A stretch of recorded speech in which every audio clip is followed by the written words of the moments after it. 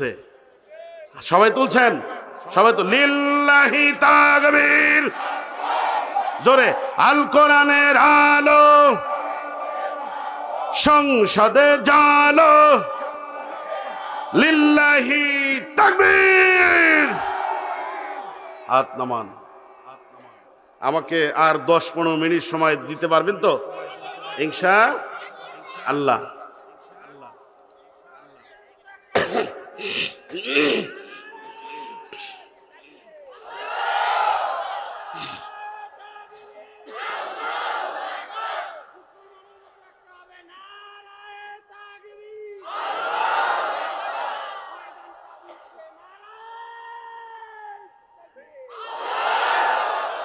আল্লাহ তাআলা আপনাদেরকে যা যা দান করুন, বলেন আমিন। আমার ভাই, এ আয়াতের তাফসীর বোঝার জন্য একটু উদাহরণ দেই, আমরা আলোচনা করব। সর্বশেষ সম্মানিত হাজরিন, আমরা খুব একটা লম্বা সময় নিব না, আধা ঘন্টার সময় কোরআনের জন্য দিতে পারবেন তো?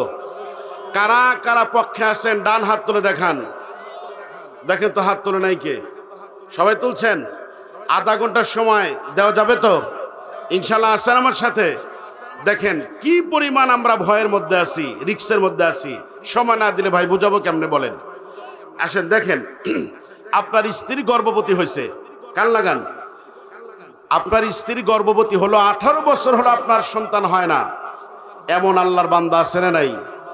আমি কিন্তু আলোচনা থেকে অন্য আলোচনা করার হুজুরই না, ও জাতেরই হুজুর না। আমি আবার আলোচনা ফিরে আসবো, এর আগা এর মাথায় ধরেন আমার অভ্যাস নাই, যেটা বলবো ওইটার উপরে থাকবে ইনশাল্লাহ। বলেন 18 বছর পর স্ত্রী গর্ভবতী হলো, সেই স্বামীর আনন্দ কম না বেশি? স্ত্রীর খুব খোঁজ খবর রাখে, ঘন ঘন ক্লিনিকে নিয়ে যায়, দেখেন মায়ের পেটে বাচ্চা কেমন। সব কিছু দেখার পরে বললো যে আপনার স্ত্রীকে অপারেশন করতে হবে। তখন বললো স্যার, এই বাচ্চাকেও বাঁচাতে হবে, মাকেও বাঁচাতে হবে। তখন তাড়াতাড়ি করে অপারেশন থিয়েটারে নেওয়া হলো, কিন্তু স্বামী 18 বছর পরে সন্তানের বাবা হবে, খুব খেয়াল রাখে। বলে স্যার, ম্যাডাম, আপনারা যদি কিছু না মনে করেন, আমার স্ত্রীকে যে অপারেশন করবেন উপর দিয়ে আমি একটু দেখতে চাই।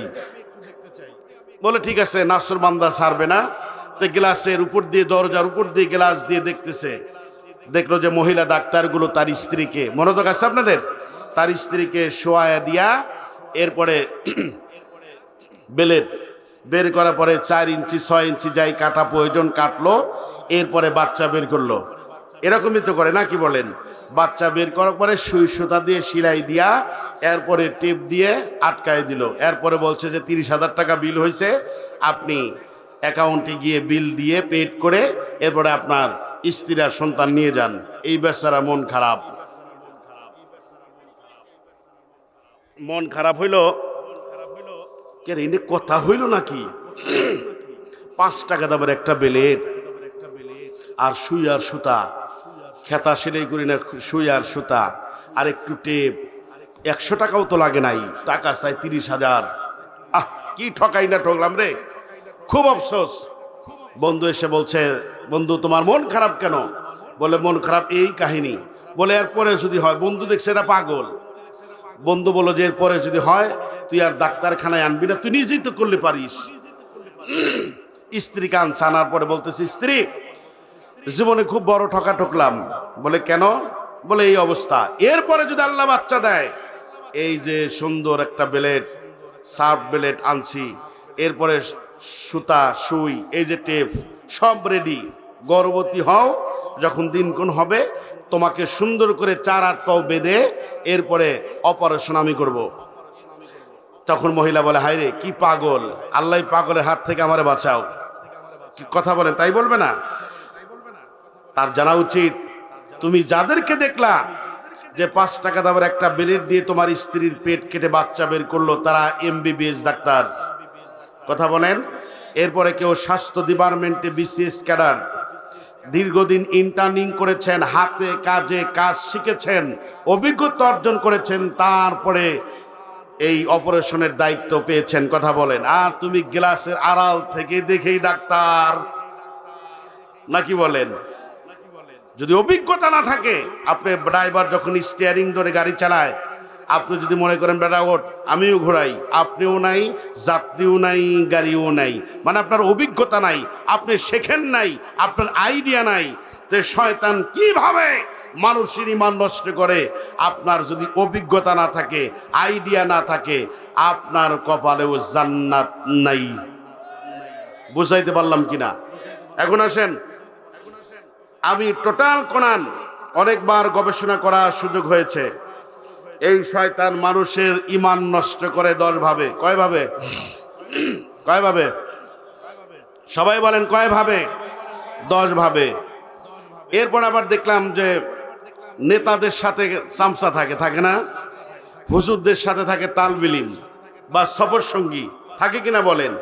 ডাক্তারদের সাথে থাকে কি সেক্রেটারি বা পিএস। তুই শয়তানের আবার চেলাপেলা আছে না, দেয়া দরকার। এখন দেখি না শয়তানের চেলাপেলা আছে 2-1 গ্রুপ না 9 গ্রুপ। শয়তান মানুষের ঈমান নিজে নষ্ট করে 10 ভাবে, আর শয়তানের চেলাপেলা তারা ঈমান নষ্ট করে 9 ভাবে। তাহলে মোট 19টা শয়তানের ষড়যন্ত্র থেকে আপনার ঈমান যদি বাঁচাতে পারেন, আপনার ঈমান আছে, নয়তে আপনার ঈমান গেছে গা। এই যে এখন আসবে, আধা ঘন্টা করে সময় দিলে কয় ঘন্টা দরকার?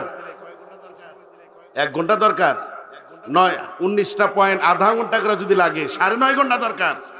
তাফসীর মাহফিল, আমাদের মাহফিলগুলো 3 দিন 4 দিন 5 দিন বা বেশি হয়। তা আমি খুব অল্প সময়ে, যেহেতু আধা ঘন্টা আপনাদেরকে 12:30 পর্যন্ত আমরা সময় আপনাদের কাছ থেকে চেয়ে নিয়েছি, এর মধ্যেই কদ্দূর পর্যন্ত এগোতে পারি। রাজি আছেন সবাই? একটা ষড়যন্ত্রে যদি পড়েন আমার ভাইরা, ঈমান নাই। দেখেন ঈমান যেতে কি পরিমাণ লাগে আমি ব্যাখ্যা দিতে পারি নাই। এখানে কি জ্বালাইছেন? আলো। এখানে একটা মেন সুইচ আছে না? মেন সুইচ আপনি অফ করলেন, কি আসবে? অন্ধকার। আবার দিলেন, অন করলেন, আলো। মানে যেই ঈমানের মধ্যে, যেই দিলের মধ্যে ঈমান আছে, ওই দিলের মধ্যে শিরক নাই। আর যেই দিলের মধ্যে শিরক আছে, ওই দিলের মধ্যে ঈমানই নাই। ওই 22 হাত টুপি পাগড়ি যা কেনা থাকে, কঠিন বিষয়। দেখেন এই কথার জন্য মানুষ জাহান্নামে যাবে, কান লাগান। আর ভাইরা, আল্লাহর অনেক বান্দা জীবনে দেখলাম রাতের বেলায় আল্লাহ রাব্বুল আলামিন যখন ঝড় দিলেন, তুফান যখন শুরু হলো, হয় কিনা বলেন? তুফান যখন শুরু হলো, ঘরে যখন ধাক্কা লাগলো, আল্লাহর বান্দা রাতের বেলায় শুধু বলে লা ইলাহা ইল্লা আনতা সুবহানাকা ইন্নী কুনতু মিনাজ জালিমিন। এই দোয়া আমরা বলি কিনা বলেন? আল্লাহ তাআলা ঘরটাকে রাখলেন, সকাল বেলায় পসার হার চাষটলে চা খায় বলে, রে ভাই রাতের বেলায় যেই তুফান উঠছিল, যদি কয়েকদিন আগে লোহা কাঠের খাম যদি না পরিবর্তন করে দিতাম, আমার ঘর থাকার কথা না। আপনার ঈমান কিন্তু গেছে গা। ঈমান নি বড়ই করে তুমি। অনেক আল্লাহর বান্দা সাদানা বলে, হুজুর 30 বছর আগে বুদ্ধি করে 20 বিঘা জমি কিনে রেখেছিলাম, এই বুদ্ধির কাজ যদি না করতাম আমার পেটে ভাত যাইতো না। আপনার ঈমানও কিন্তু গেছে নাইকা। ঈমান আছে মানে কথাগুলো শুনতে হবে, খুব ইম্পর্টেন্ট। যদি আমি আগেই বলেছি, যদি তাফসীর বুঝে থাকেন আমার কথা ভালো লাগবে, আর যদি না অভিজ্ঞতা না থাকে তাহলে ভালো লাগবে না। আবার বলে, হুজুর খুব বুদ্ধি করে ছেলেরে পড়াইছিলাম, ছেলের চাকরি হয়েছে, নয়তে ভাত হতো না। দেখছেন, আল্লাহকে রেখে অন্য কিছুর উপরে ভরসা করা মানেই যেই জিনিসটা আল্লাহর জন্য কাজ, সেটা অন্যকের উপরে অর্পণ করা নাম হচ্ছে শিরক। তাহলে এগুলো অপরাধ করার লোক আছে না নাই? আপনাকে বুঝতে হবে না, 1 সেকেন্ডও লাগবে না আপনার ঈমান চলে যেতে। আর ভাইরা, আধা ঘন্টার সময় কে উঠবেন কি 12:30 পর্যন্ত আপনাদের জন্য বোনাস দিলাম। আমার ভাইরা, আর মাত্র 27 মিনিট আপনাদের সামনে কথা বলবো, কান লাগান। শর্তগুলো কোন পর্যন্ত আমরা দিতে চাই। পসার হাটের বাইরা, আশেপাশে গ্রামের বাইরা মনোযোগ দিয়ে শোনেন। শয়তান নিজে মানুষের ঈমান নষ্ট করে, এটা যদি আমি ব্যাখ্যা দিতে চাই, ঘন্টার পরে ঘন্টা, দিনের পর দিন কথা বলা লাগবে। শুধু আপনাদের আইডিয়া দিয়ে গেলাম, অন্তত যাতে বুঝতে পারেন যে এটা করা যাবে না।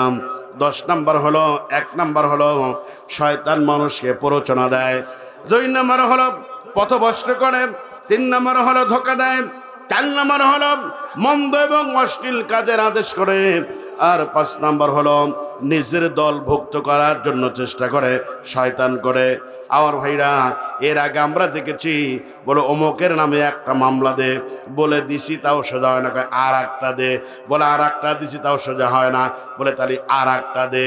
যতক্ষণ পর্যন্ত আমার দলে না আসবে বেটারে মামলা দিতেই থাক।